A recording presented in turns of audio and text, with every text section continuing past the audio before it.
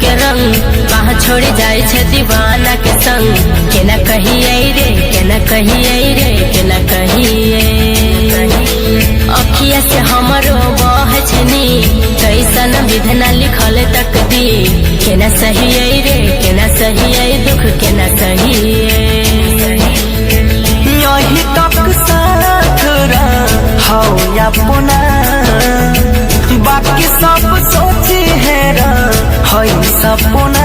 मुबारक शादी तोहर जान जो खुश रखता तोरा भगवान। मुबारक शादी तोहर जान जो खुश रखता तोरा भगवान। हो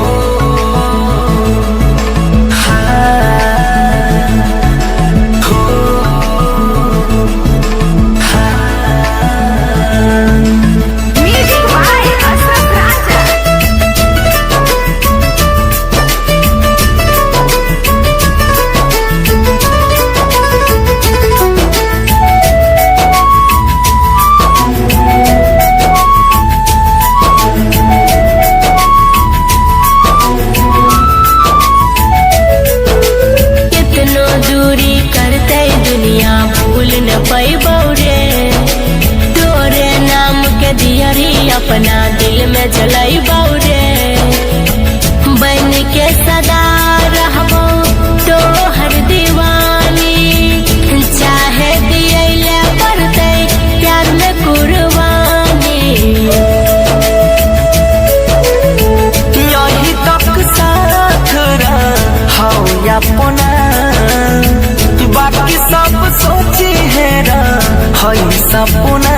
मुबारक शादी तोहर जान जो खुश रखता तोरा भगवान। मुबारक शादी तोहर जान जो खुश रखता तोरा भगवान। हो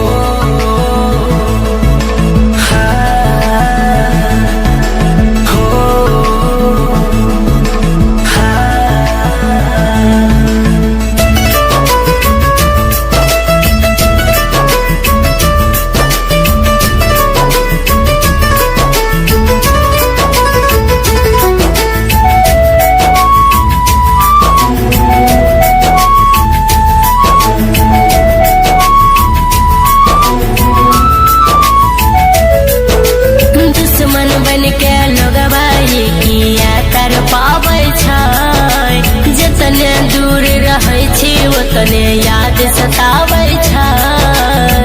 जतने प्यार पा लगाबै छै पहरा ओतने मोहब्बत होल जाय छै गहरा। मनीष के सुमन बनाइले अपना बनसी के सोची है हई सपना। मुबारक शादी तोहर जान जो खुश रखता तोरा भगवान। मुबारक शादी तोहर जान जो खुश रखता तोरा भगवान। हो